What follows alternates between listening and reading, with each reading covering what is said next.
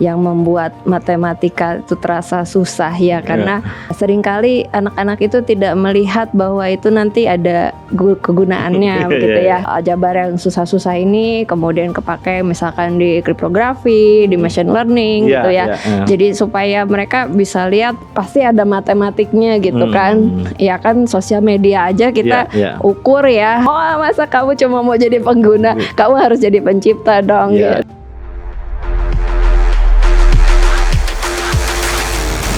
Halo sahabat OMB, obrolan Mbak Bunda.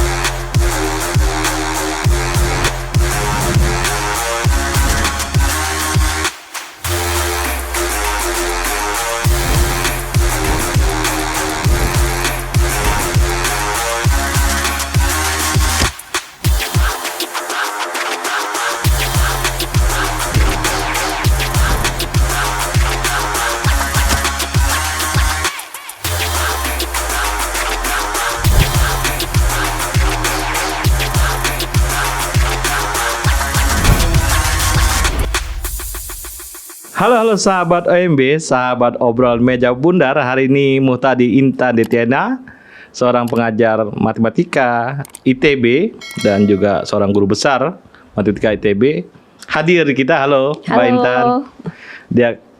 Kita akan membahas, ini penting banget untuk bangsa kita, untuk masyarakat kita, untuk bagaimana matematika itu jadi asik, Mbak ya. Untuk terutama generasi sekarang, untuk Gen Z dan mungkin milenial juga pengen bisa untuk dia bisa bagaimana ya itu menjadi sebuah passion dari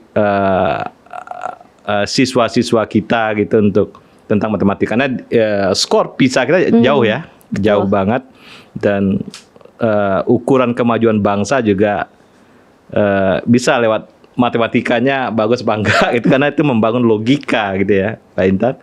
Mungkin Mbak Intan akan bercerita banyak tentang itu. Silakan Mbak Intan. Iya, jadi kalau saya lihat itu biasanya yang membuat matematika itu terasa susah ya, karena apa ya, seringkali anak-anak itu tidak melihat bahwa itu nanti ada kegunaannya begitu ya. Jadi kadang-kadang kan kita baru menyadarinya juga, mungkin Kang Meldi juga gitu ya. Oh iya, ternyata kepake gitu. Tapi udah terlambat mungkin ya.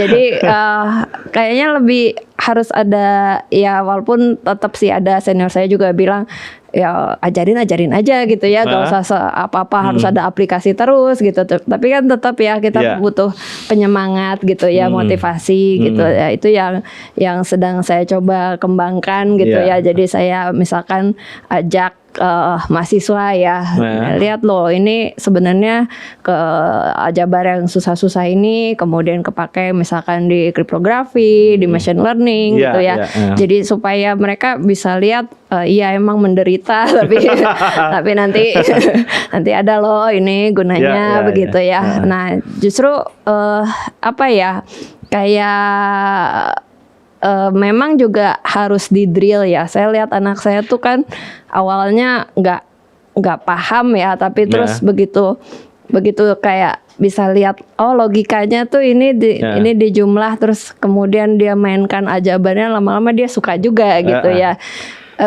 Kalau saya pribadi melihatnya yang bisa bikin suka matematik tuh ya kan, kalau misalkan kita dikasih soal terus bisa gitu, oh happy banget gitu kan. Nah, mulai dari situ kan ada terbangun kepercayaan diri ya. Nah, udah gitu yang apa namanya, mulai dari percaya diri nanti akan menikmati, kemudian akan coba kerjakan yang lebih susah dan seterusnya.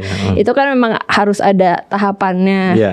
Nah, yang saya suka ngeri tuh yang kayak justru orang tua seumur saya gitu belum udah bilang ya udah jangan deh, susah gitu. Aduh capek saya.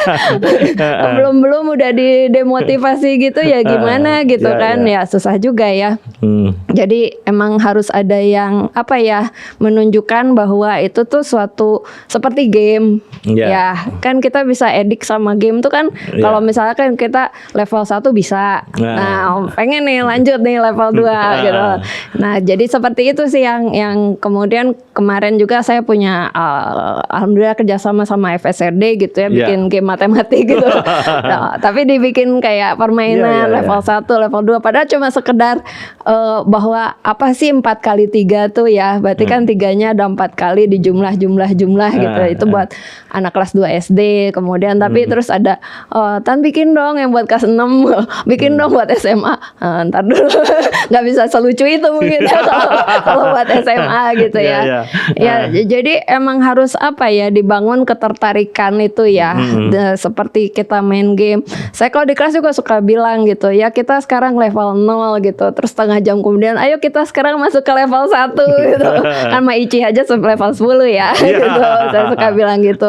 Itu juga sih. Terus kadang-kadang ya mau gimana, nggak bisa dipungkiri ya, kadang-kadang dosen matematik atau guru matematik juga kan membosankan gitu ya. Jadi apa namanya, belum memang aduh ngantuk banget gitu kan, udah kelihatan nih mahasiswanya ngantuk. Udah saya bilang udah pada ngantuk semua, yuk kerja gitu. Udah kerjain soal semua, jangan dengerin saya terus gitu. Saya juga coba memotivasi, namanya belajar matematik tuh kan seperti belajar berenang ya. Kalau nggak pernah nyemplung ya nggak bisa gitu. Emang harus basah, harus nyemplung, harus kuli gitu kan. Nah, mungkin dibangun dari itu ya, kalau saya bilang apa namanya, harus suka dulu gitu. Ya itu ya memang tantangan sendiri ya. Saya juga punya anak yang tadinya nggak terlalu suka tapi terus jadi sukanya, itu kan butuh proses ya gitu. Jadi ya itu sih yang saya lihat ya. Dari Mbak Intan sendiri, ini kan menarik juga ya untuk teman-teman Gen Z ya. Yang menarik ya, dulu Mbak Intan suka matematik gimana? Nah, ini akan lebih jelas gitu. Awalnya gimana gitu? Ya kalau saya sih agak beda ya. Soalnya saya udah suka dari kecil ya. Jadi nah ini juga bisa menginspirasi mereka. Enggak sih, ibu saya juga terheran-heran gitu ya, apa habis belanja dari mana gitu, terus truknya tuh saya hitung beneran, saya hitung gitu. Mama ini ada yang salah. Kita kelebihan bayar. Nah, jadi itu sih beda ya, maksudnya saya udah seneng hitung gitu. Udah seneng ngitung dari dulu gitu. Cuma nggak tahu ya, kan kita juga nggak bisa maksa anak kecil untuk suka ngitung ya. Pernah sih saya maksa anak saya, saya nggak maksa, cuma saya bikin tantangan gitu. Jadi ceritanya kan saya nggak lagi ngoreksi ujian nih, udah gitu kan ada misalkan 3 soal 9, 6 sama 5, terus saya minta dia ngitung gitu, ini hitungin dong gitu kan, 9 tambah 6 tambah 5, terus dia berusaha ngitung, udah gitu ada 50 berkas, dia hitungin satu-satu. Padahal mah akhirnya saya input ke Excel juga sih. Jadi hampir nggak ada gunanya, tapi ada apa ya, kayak pengalaman seru gitu buat dia, bahwa ngitung 9 tambah 5-nya kepake buat apa gitu ya kayak gitu sih. Yang apa, saya juga suka apa ya, kayak misalkan dia nanya gimana sih konsep apa ya, ngitung luas gitu ya. Atau saya kasih contoh, misalkan pakai ini kita punya permadani nih, ya ini kan panjangnya segini, terus ini segini gitu kan, nanti kelihatan kan bahwa ini harus dikaliin. Nah, padahal dia tuh baru kelas 4 waktu itu.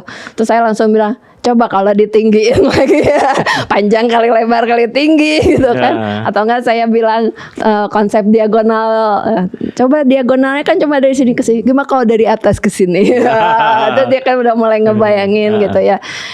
Ya itu sih yang apa ya, kayak mulai dibuat suka bahwa apapun juga gitu kan pasti ada matematiknya gitu kan. Ya kan sosial media aja kita ukur ya apa namanya, berapa like berapa enggak gitu kan, sentimen analisis gitu yang lagi bahasa kerennya gitu kan.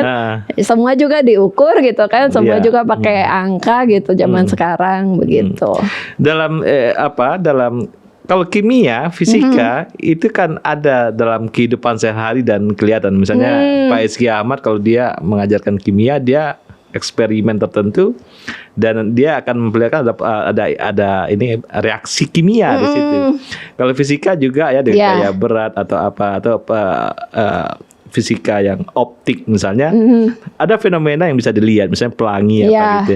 Nah, matematik ini kan nggak terlihat ini. Iya. Gimana, Mbak? Kalau buat anak SD saya suka ceritakannya gini loh, Kak. Kamu bangun tidur misalkan jam 5, terus kamu butuh berada di sekolah jam 7 gitu kan. Terus perjalanan 1 jam. Nah, kira-kira kamu dari siap-siap jam 5 sampai mau berangkat tuh perlu berapa? Nah, Kayak itu gitu ya seru ya. sehari-harinya gitu kan. Itu kalau baru nambahin jam aja ya. Iya. Tapi terus kalau misalkan kita mau bicara kecepatan gitu ya, ini kan kita mau cepet nyampe nih ke sekolah nih. Nah, kira-kira kalau jaraknya 20 kilo berarti ini kecepatannya harus berapa gitu. Nah, ya kayak gitu-gitunya yang mestinya bisa mulai diajak mikir lah gitu daripada nunggu di mobil cuma main handphone gitu kan.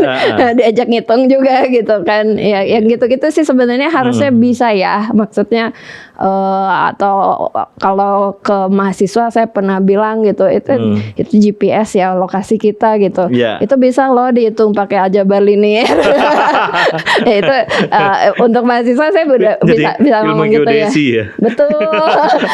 Jadi nyambung kemana-mana gitu kan. Nah, ya itu sih yang apa ya, mungkin memang saya sendiri juga belajar ya, maksudnya waktu saya belajar matematik, saya belajar aljabar S1, S2, S3 ya yang penting gue cinta ya, mau dipakai mau kagak gimana ntar gitu kan.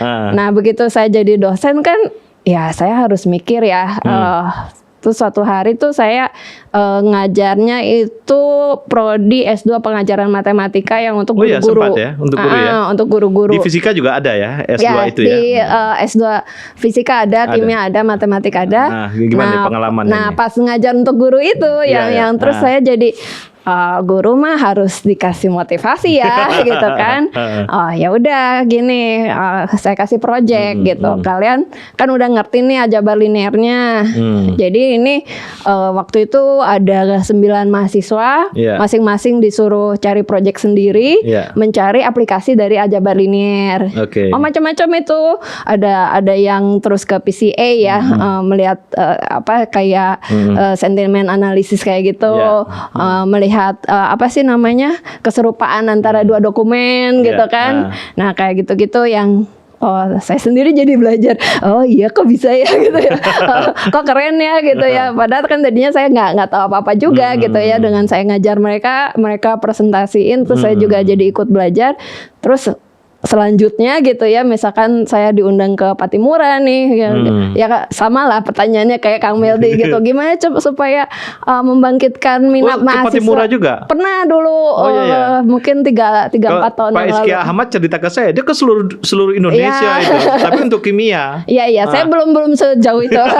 Cuma sekali waktu itu diundang oleh Patimura, terus diminta memotivasi mahasiswa. Ya untungnya gitu, saya punya bahan gitu.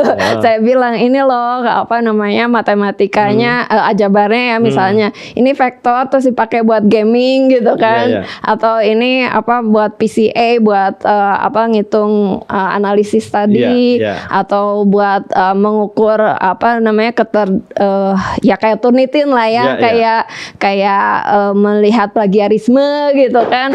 Ini loh pakai vektor loh, ini pakai cari sudut antara dua vektor loh, kayak gitu-gitu kan kepake. Jadi mereka juga lebih bersemangat lah gitu ya. Tapi kan harus dilihat ya, ini saya lagi ngomong buat mahasiswa atau anak kelas 6 atau anak SMA gitu kan, harus ya itu tadi harus kan ini ya. Gen Z ya. Nah, itu kan harus disesuaikan juga ya, kayak kita melihat anak-anak sekarang kan emang nggak jauh dari HP ya. Jadi kan mungkin yang tantangan untuk kayak ngajarin matematik biar senengnya itu kan ya misalkan cuma disuruh ngitung integral ya, mereka Wolfram juga bisa gitu kan. Ya kalau saya suka memotivasinya gini, terutama buat mahasiswa MIPA ya, mahasiswa MIPA yang baru tingkat 1 gitu. Saya bilang ya kalau misalnya kita cuma tinggal pakai, ya itu mah gampang lah gitu ya, ngitung integral, perkalian matriks semua bisa pakai Wolfram. Cuma kan kita nggak mau cuma jadi itu ya. Kita harus bisa juga jadi pencipta. Nah, dengan kita mau jadi pencipta itu ya kita harus bisa ngoprek dalemannya gitu kan. Kita harus ngerti gimana si algoritma itu terbentuk gitu. Nah, disitulah kita kenapa harus belajar kalkulus, aljabar, statistik gitu. Saya biasanya memotivasinya gitu. Apalagi ke mahasiswa ITB kan, wah masa kamu cuma mau jadi pengguna, kamu harus jadi pencipta dong gitu. Nah kadang-kadang persoalan matematika nih, kalau dia mungkin dari umur 7 tahun ya, suka patah tengah jalan itu. Nah itu yang ininya. Saya nggak bisa loh gitu. Nah, itu yang berbahaya. Iya, itu yang kayak udah kayak ada hambatan dari awal ya. Apalagi kalau orang tuanya juga ya udah susah, nggak usah, biarin aja gitu. Ada mental block di situ. Iya, mental block, betul. Itu yang harus kita amatin benar ya. Betul. Sebenarnya kalau bisa kita untuk di kota-kota besar sebenarnya ya. Indonesia tuh kalau kota-kota besar ya, Bandung, Jogja, Surabaya, Jakarta tuh sama negara maju. Yang timpang tuh adalah di daerah, desa-desa. betul. Nah, itu gimana betul. tuh Mbak Intan? Ya. Ini rada berat nih kayaknya. Ya itu susah juga sih. Saya pernah mau mencoba bikin program ya waktu saya masih aktif di Himpunan Matematika Indonesia gitu. Ada pengen bikin program bahwa kita kayak melatih guru ke daerah-daerah. Cuma belum terlaksana aja gitu ya. Cuma ya ini juga sama teman-teman 93 juga pernah bilang gitu ya. Ayo kita bikin. Grupnya mah udah ada dari dulu, cuma belum jalan aja. Itu gimana? Saya sama itu Pak Yudi Dharma kan. Yudi Dharma juga mau diundang sini. Itu fisika, kamu bikin fisikanya, ini matematikanya kita ngajarin guru ya, Pak. Gurunya pinter-pinter kan, biar nanti kalau mereka ke daerah semuanya jadi ikut pinter. Ya cuma belum aja gitu, insya Allah ya nanti kita coba bangkitkan lagi begitu. Ya susah ya, kita kan emang harus menjangkau sana. Kemudian harusnya sih emang program bukan cuma dosen ITB ya, artinya harusnya itu kayak dikoordinir oleh Himpunan Matematika Indonesia atau Himpunan Fisika Indonesia, Himpunan Kimia gitu ya, bahwa ada sesi tersendiri di mana kita bisa melatih guru-guru yang di daerah itu begitu. Dulu ada penelitian seorang Nobelis ya, jadi dia menceritakan bahwa pengaruh SD Impres zamannya Pak Harto terhadap ekonomi gitu ya, dan ternyata itu besar pengaruhnya. Saya kira pengaruh matematika di desa gitu ya terhadap misalnya geliat desa, saya kira itu juga benar, karena nanti kalau dia terbiasa dengan style matematikanya, dia bicara bisnis, bicara hal-hal tertentu yang eksak atau yang berupa hal-hal yang technical di desanya, dia mampu gitu loh. Itu yang harus didorong gitu. Iya, betul. Nah, problem di desa literasi itu sulit ya. Itu yang menjadi. Tapi kadang-kadang ada di desa-desa itu yang kita nggak ini. Ada guru-guru favorit. Iya, betul. Di bidang-bidang itu gitu. Harusnya saya kira guru-guru eksak kita, matematika, kimia, fisika itu kayak orang kerja di pajak, gajinya lebih besar. Iya. Kalau karena sekarang itu fundamental. Kan yang mau aja udah syukur gitu kan, apalagi mending digaji enggak ini juga gitu kan. Jadi kalau dia ngajar matematika, kimia, fisika di sebuah desa ya, mungkin gajinya 4 kali lipat, 5 kali lipat lah, agar itu menjadi sebuah tanggung jawab yang besar. Betul. Untuk itu saya kira ide-ide yang bisa digali lebih lanjut ya. Nah, mengajar di desa juga dulu kan ada yang program-program sejenis, dia mengajar di desa, anak-anak ITB, UI segala macam. Itu juga benar, harusnya diambil oleh Diknas untuk mendorong itu, tentunya dengan reward yang bagus juga ya. Nah, kalau di tingkat ini mencintai matematika di tingkat di bawah 5 tahun itu gimana tuh? Susah ya.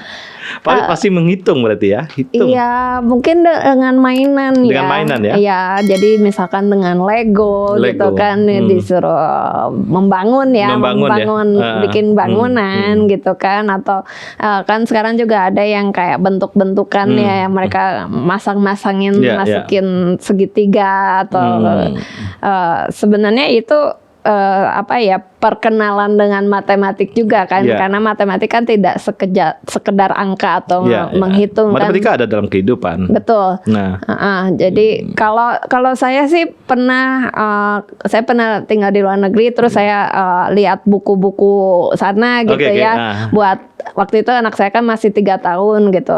Kalau di sana ngajarin matematika dari awalnya kayak apa sih gitu kan. Terus saya lihat bukunya gitu, saya beli bukunya. Terus saya lihat, loh kok isinya kayak itu sih labirin gitu kan, atau memasang-masangkan segitiga.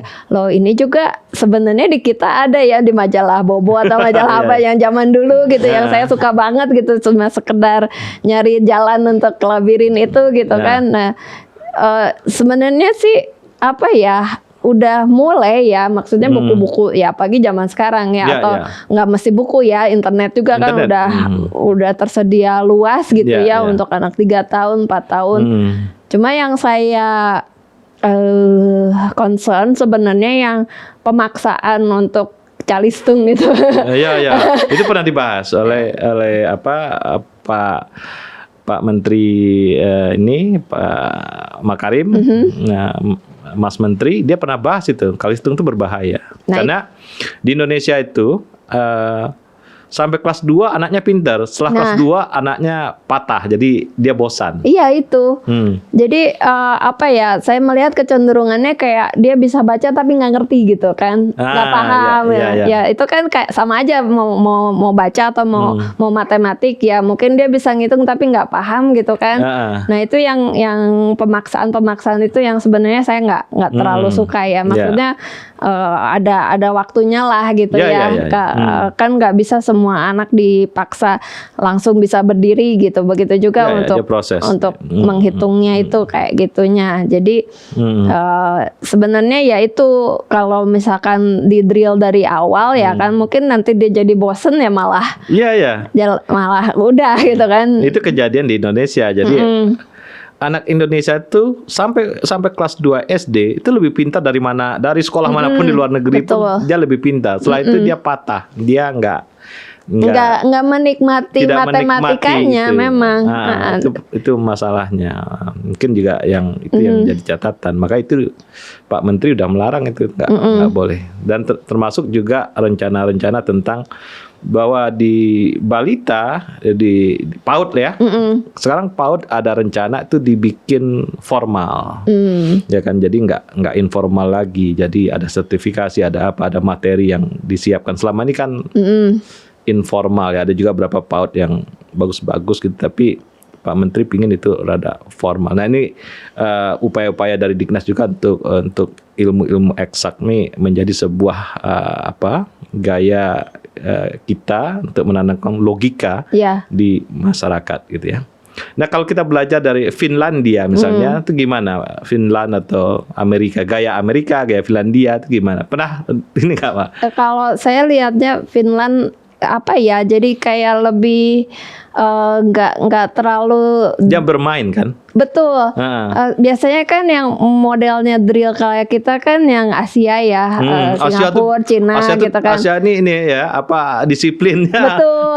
Iya, padahal kan kayak Finland itu kan lebih kayak learning by doing gitu kan ya. Jadi diajak bermainnya itu ya emang waktunya bermain.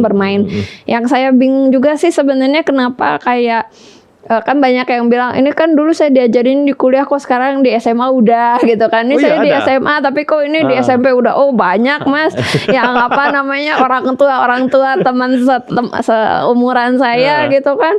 Ajarin dong ini ke anak gue gak ngerti apa-apa, kenapa ini udah anak SD udah diajarin gini gitu kan. Itu yang saya nggak ngerti gitu. Terlalu cepat gitu ya. Terlalu cepat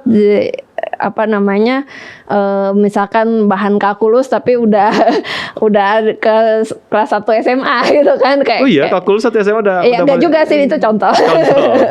Contoh. Ya. Nah, di S2 pendidikan itu apa sebenarnya? Metode juga diajarkan? Oh, kalau S2 pengajaran. Pengajaran. Yang di ITB kita menganggap bahwa mahasiswanya sudah dibekali ya. Oh, dia udah punya latar belakang Bia- pedagogik ya. Iya, biasanya mereka kan S1-nya pendidikan, Ya. mereka ya, mungkin guru. Kemudian kita merasa bahwa kita perlu menambahkan materi matematiknya, materi yang dasar teori Ya, matematiknya gitu ya.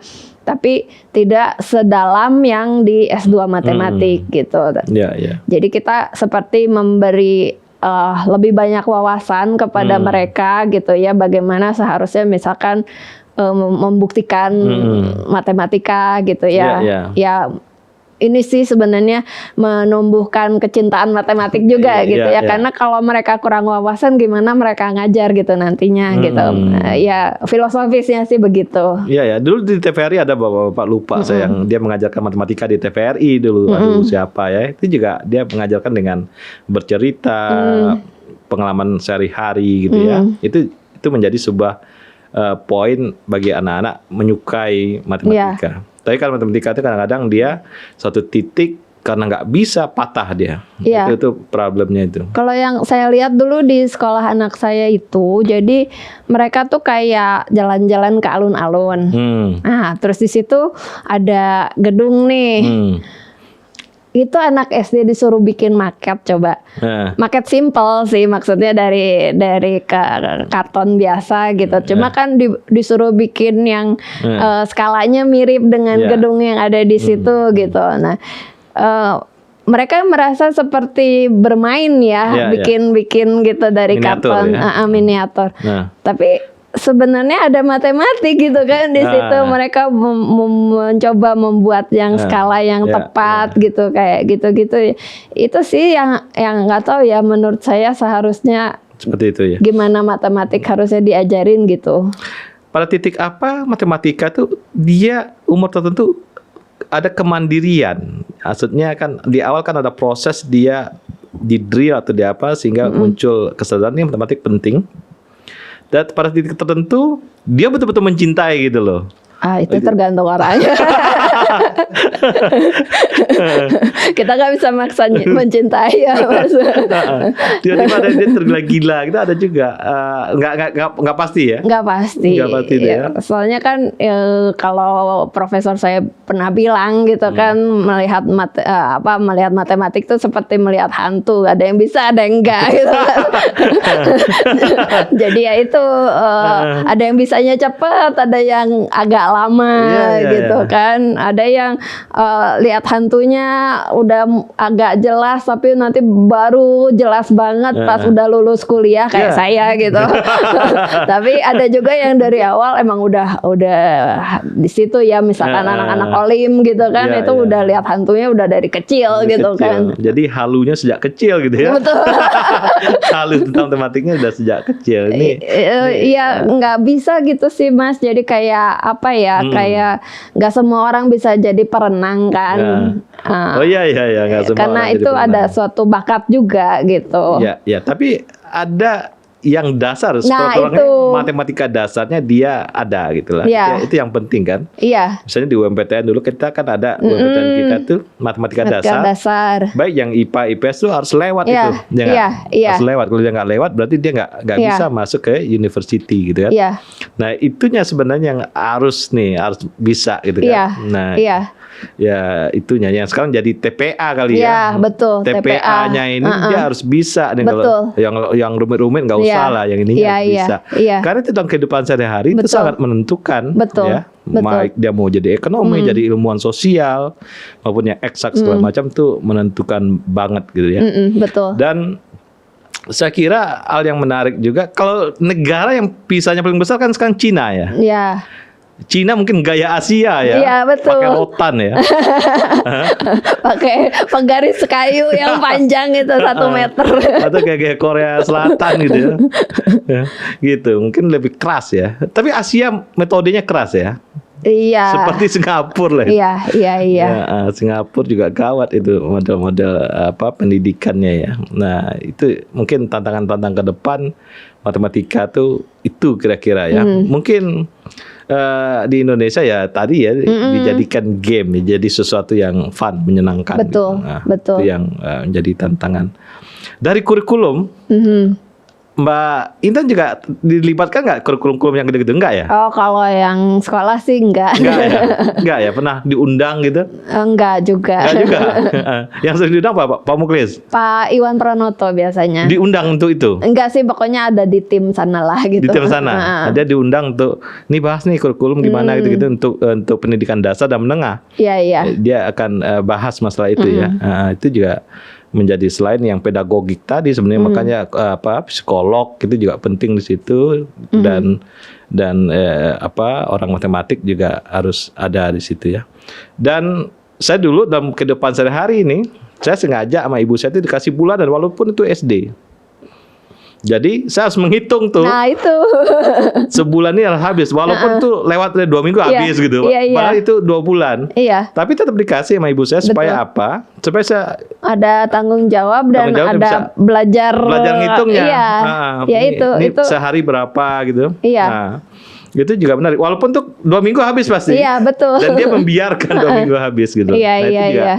hal-hal yang enggak, jadi kemandirian itu ya tergantung pola asuh juga ya. Maksudnya kan kayak Kang Meldi udah diajarin dari kecil untuk mengatur uangnya ya, itu sebulan, kan akan mandiri secara matematik juga gitu ya dari kecil gitu. Misalnya dari menghitung yang simpel gitu ya. Naik angkot berapa, belanja berapa gitu betul. Ya. Dan macam-macam itu udah muncul di situ dan itu menarik ya buat kita.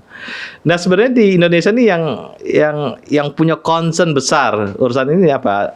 Ada nggak ilmuwan kita, profesor matematika ada nggak yang sebenarnya kita banyak yang sih maksudnya ingin bantu, ingin ingin berguna ya.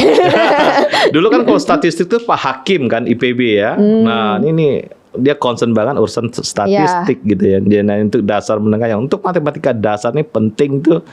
Siapa nih? Pak Iwan Pranoto itu tadi ya. Dia sering nulis di koran juga kan. Yang bagaimana menumbuhkan feeling bermatematikanya itu ya. Ya. Oke, korelasi matematika dengan kemakmuran ada nggak? Terlihat nggak, Mbak? Dari skor PISA, skor apa gitu ya? Terlihat nggak sih? Negara-negara maju mungkin terlihat ya. Kemakmuran maksudnya gimana ini? Ya, negaranya sedikit sejahtera gitulah sekurang-kurangnya. Enggak, tapi kan tadi kalau kita kaitkan dengan skor PISA yang di daerah-daerah itu kan ya mungkin karena kurang juga ya, maksudnya mungkin kalau di kota besar kan fasilitas dan misalkan kalaupun tidak belajar dari gurunya, belajar dari internet dan sebagainya gitu. Sedangkan mungkin kan kalau yang di daerah kurang fasilitas seperti itu ya. Ya walaupun tetap ada aja sih yang pencilan-pencilan yang ada iklim di sebuah kota itu kompetisinya sebenarnya. Ya kan, kompetisinya lebih rapat jadi semangatnya ada. Di desa kan ya betul. Kompetisinya juga kurang. Makanya Indonesia itu kalau olimpiade jago ya, tapi emang nggak merata. Betul. Nah, jadi di desa, makanya concern di desa itu jadi penting untuk urusan ilmu-ilmu eksak gitu, Mbak ya. Dan itu menjadi matematika masuk desa gitu ya. Iya, kalau bisa. Itu akan lebih menarik gitu saya kira program-program kita untuk matematika gitu ya. Dan dia akan berhubungan dengan keteknikan, walaupun keteknikannya setingkat STM juga apa-apa, dengan bisnis, walau setingkat UKM gitu ya, atau mengurus sebuah desa dengan matematika yang bagus, dia akan bisa menjadi sebuah milestone atau untuk stepping ya, untuk meloncat gitu, dan ini akan menjadi membangun bangsa ini akan lebih baik ya. Betul. Nah, terakhir nih Mbak Intan, apa nih yang mendasar bagi supaya generasi kita tidak patah di matematika? Ya itu tadi, jangan, maksudnya ya kalau nunggu gurunya ya misalkan suka matematik karena gurunya asik, tapi nanti begitu nggak asik nggak suka gitu kan. Nah ya itu juga ya harus ditumbuhkan motivasinya juga sih maksudnya gimana ya mungkin itu tugas kami ya, dosen-dosen atau guru-guru ya membuat yang lebih menarik supaya orang juga terbuka matanya gitu ya, bahwa memang ini emang ada gunanya gitu kan. Dan terutama sih membuka mata orang tuanya juga kali ya. Apa namanya, jangan mematahkan semangat anak dari awal gitu kan. Ya, bahwa itu juga jadi tidak semata-mata mendrill tanpa guna gitu kan. Maksudnya ya oke, dia bisa cepat ngitung, tapi kan bukan itu esensinya ya. Esensinya adalah bahwa dia paham gitu, nggak sekedar bisa baca tapi nggak ngerti apa-apa gitu kan. Kayak gitu sih. Saya dulu kelas 5, kelas 6 SD itu sangat suka matematika karena ada soal cerita. Kan? Ibu beli ini terus nanti dihitung apa gitu ya. Nah, itu sangat sangat menarik. Betul. Dan mata pelajarannya dulu kan mata pelajarannya bukan matematika, namanya berhitung. Mungkin di zaman-zaman ibu kita itu namanya berhitung kan. Dan dulu kan waktu kelas 5 6 itu soal bercerita tuh banyak sekali. Itu yang menimbulkan keingintahuan kita tentang itu ya, salah satunya ya yang apa, metode berhitung tadi gitu ya. Dan ada satu imajinasi saya ingin banget seorang pengajar matematika seperti pengajar sejarah. Itu bagus juga. Sejarah itu kan kita dibuat sejarah, penasaran. Sejarah itu kan menikmati betul ceritanya, betul, kan. Betul. Nah, bagaimana matematika itu dia bercerita. Betul. Itu yang menjadi. Saya pernah punya pengalaman juga waktu membimbing S2 pengajaran matematik begitu. Jadi kita mencoba, kebetulan guru ya, bimbingan kami itu guru. Lalu kita buat coba deh, apa, anak-anak itu kan biasanya dikasih teori dulu terus mereka kerjain. Nah, gimana kalau disuruh kerjain dulu, dikerjain, maksudnya disuruh bekerja gitu. Nanti kan kayak menemukan, oh ini harusnya 2 pensil tambah 3 bolpen gitu supaya jadi 1000 gitu. Nah, jadi suruh nyobain dulu tanpa kita kasih tahu caranya gitu. Nah, itu pernah juga. Jadi yang kita bimbing tuh guru yang kemudian dia terapkan di SMP ya, waktu itu SMP-nya. Terus jadi ada kelas percobaan sama kelas yang normal gitu. Ya, sebenarnya kalau yang metode-metode seperti itu ya, maksudnya mereka disuruh eksplorasi dulu sebelum dikasih teori, itu bagus juga ya. Maksudnya ya kalau untuk supaya tidak mematahkan semangat itu kan kita guru, dosen gitu ya, membuat inovasi-inovasi. Gimana supaya tidak tertidur ya.